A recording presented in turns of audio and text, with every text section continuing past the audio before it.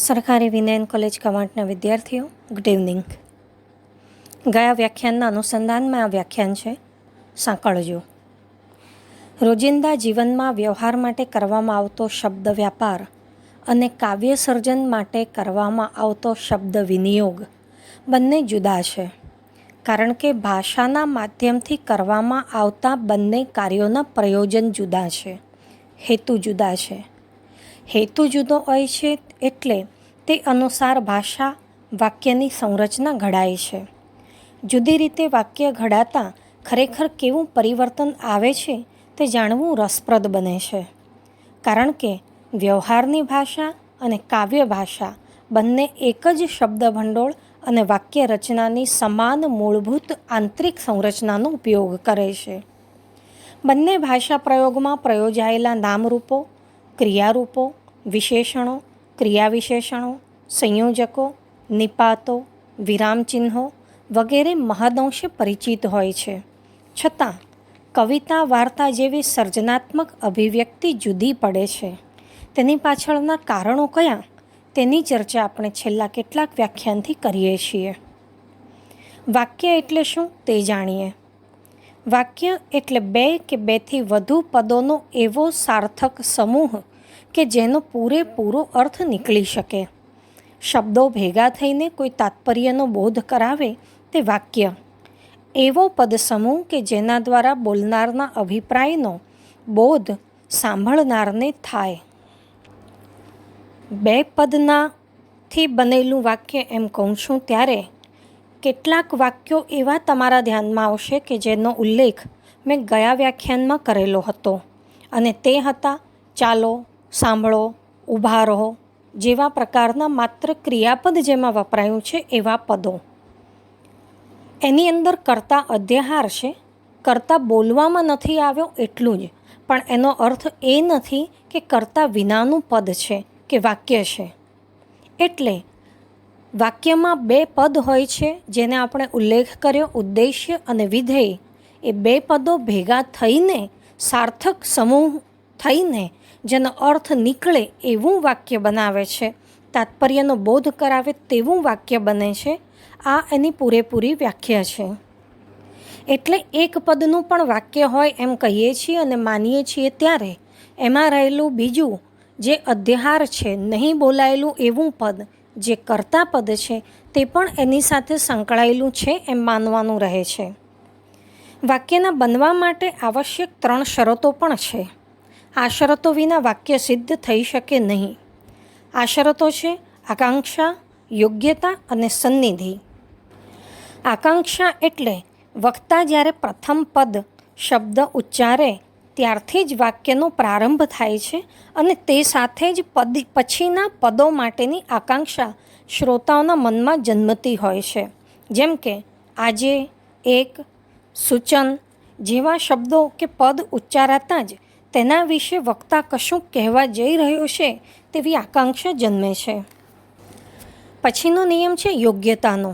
યોગ્યતા એટલે પદો વચ્ચેનો યોગ્ય સંબંધ, યોગ્ય સંવાદ સિદ્ધ થાય તે રીતે વાક્ય ઘડાવવું. જેમ કે આજે રવિવાર છે, આજે વરસાદ પડશે, આજે હું જઈશ વગેરેમાં યોગ્યતા છે. પણ આજે રવિવાર હતો, આજે વરસાદ પડ્યું, હું ગયો હતું માં યોગ્યતાની શરતો પૂરી નથી થતી. તે જ રીતે સૂકું તડકો, લીલી વાદળું વગેરે પણ વિશેષણના સંબંધની યોગ્યતા પૂર્ણ કરતા પદો નથી. ત્રીજી શરત છે સન્નિધિ. સન્નિધિ એટલે વાક્ય બનતા પદોનો સમૂહ સ્થળ અને કાળની દૂરતા વિના એક સાથે ક્રમિક રીતે ઉચ્ચારાતો હોય તે જરૂરી છે. એટલે કે એક વાક્ય બનતા પદો એક સાથે ઉચ્ચારાવા જોઈએ. એક વાક્યનું પહેલું પદ આજે બોલું, બીજું અડધો કલાક પછી બોલું, ત્રીજું પદ પરમ દિવસે બોલું અને ચોથું પદ 2 મહિને બોલું તો તેમાં સન્નિધિની શરતનું પાલન મેં કર્યું નથી એમ કહેવાય. તો શ્રોતા જુદા જુદા સમયે ઉચ્ચારાયેલા આ 4 પદને સાંકળીને વાક્ય તરીકે એને સમજી શકે, એનો બોધ પામી શકે એ અપેક્ષા વધારે પડતી છે. અને શ્રોતા સમજી ન શકે, અર્થબોધ ન કરી શકે તો તે પદો વાક્ય બનતા નથી. પ્રાચીન ભારતીય કાવ્યમીમાંસા, વ્યાકરણશાસ્ત્ર, નૈયાયિકોએ વાક્ય બનવા માટે આકાંક્ષા, યોગ્યતા અને સન્નિધિની શરતોને સિદ્ધાંત સ્વીકાર્યો છે. આપણે વ્યવહારમાં આ સિદ્ધાંતનું પાલન કરીને વાક્ય બોલીએ છીએ. કાવ્ય અને વાર્તામાં પણ આ સિદ્ધાંતનું પાલન કરીએ છીએ, પણ તેમાં આકાંક્ષા, યોગ્યતા અને સન્નિધિની શરતોનું સર્જનાત્મક ક્રીડા સાથે પાલન કરવામાં આવે છે. રોજિંદા વ્યવહારમાં શ્રોતાને બોધ થાય તેવા વાક્યો વક્તા બોલે છે. ક્યારેક કોઈ ભૂલ થાય અને યોગ્યતા કે સન્નિધિ ઉચિત ન હોય તો પણ શ્રોતા વક્તાનો તાત્પર્યાર્થ સમજી શકે છે. વાક્ય એક માહિતી આપવા માટેનું નાનામાં નાનું પૂર્ણ એકમ છે. વધુ માહિતી આપવી હોય, વર્ણન કરવું હોય ત્યારે એકથી વધુ વાક્યો ઉપયોગમાં લઈએ છીએ અને એકાદ ફકરા, એકાદ પાનું કે એનાથી વધારે પાના સુધી એક જ વાતનું અનુસંધાન પણ રહે છે. એટલે કે વક્તાને અભિપ્રેત છે તે અર્થ, બોધ અન્ય સુધી પહોંચાડવા માટે એણે રચેલ વાક્ય એક કરતાં વધારે વાક્યો કે ફકરા કે પાનામાં આવે છે. તે જ રીતે એક જ વાત કહેવા માટે વધારે વાક્યો, ફકરાનો ઉપયોગ થાય અને છતાં એક જ વિષયને સંબંધિત હોય તેમ વ્યવહારમાં, જ્ઞાન સાધના ક્ષેત્રે, પત્ર આદિમાં બની શકે છે. તે રીતે ભાષાની સર્જનાત્મક કામગીરીમાં એક ભાવ સંવેદનને, પાત્રને કે ઘટનાને આખી કવિતા, વાર્તા, નવલકથા, નિબંધ, નાટક કે આત્મકથામાં વિસ્તારીને કે સંક્ષિપ્તમાં એક વાક્યતાથી સાંકળીને રજૂ કરવાનું રહે છે. એક વાક્યતા અને એક અસર એ એક ભાવ સર્જનાત્મક કૃતિના એક સુશ્લિષ્ટ આકાર માટે જરૂરી છે. આરંભ, મધ્ય અને અંતના એક પૂર્ણ આકારને કૃતિ ધારણ કરે તે જરૂરી છે. કૃતિના વિવિધ ઘટકો સંયોજાઈને એક ઉપયુક્ત સંરચના બનાવે છે. ભાષાની કામગીરી સર્જનાત્મક બને છે ત્યાં ભાષા માત્ર માહિતી, ભાવ કે લાગણીને પહોંચાડનારું માધ્યમ નથી બનતી. ભાષા પોતાનું સૌંદર્ય પણ પ્રગટાવે છે અને શ્રોતા વાચકના ચિત્તમાં સમસંવેદન જગાવે છે. કાવ્ય ભાષામાં શબ્દ અને અર્થ બંનેનું સૌંદર્ય પ્રગટ થાય છે.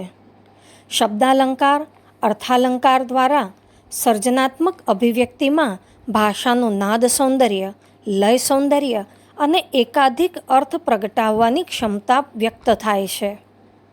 છંદ, ઇન્દ્રિય વ્યત્યય, કલ્પન, પ્રતીક, પુરાકલ્પન, રૂપકાત્મકતા, નાટ્યાત્મકતા, દ્રશ્ય યોજના, સમય સંકલના, વસ્તુ સંકલના, વર્ણનાત્મકતા, કથનાત્મકતા જેવી વિવિધ પ્રવિધિઓ વડે ભાષા પોતાના રૂઢ, સપાટી પરના અર્થ અને પ્રત્યાયનના વ્યવહારુ પ્રયોજનને અતિક્રમી જાય છે અને વિશિષ્ટ અર્થ પ્રગટાવી ભાષાગત સૌંદર્યનું પ્રયોજન સિદ્ધ કરે છે.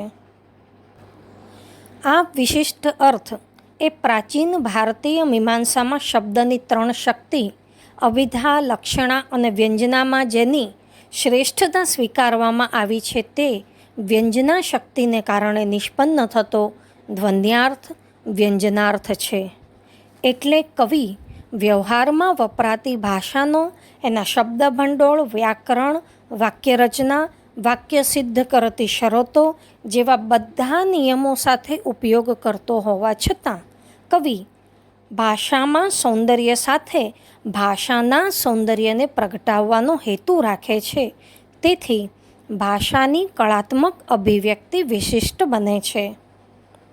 એક વાક્યતા, આદિ, મધ્ય, અંત, ભાષાગત સૌંદર્ય, વિશિષ્ટ અર્થ ભાવની નિષ્પત્તિ, અલંકાર, છંદ, કથન, વર્ણન, સમય, વસ્તુ વગેરેની યોજના તથા પુનરાવર્તન, રૂપક, કલ્પન, પ્રતીક, પુરાકલ્પન જેવી વિવિધ પ્રવિધિઓ વડે કવિ કૃતિને સઘન અખંડ આકાર આપે છે.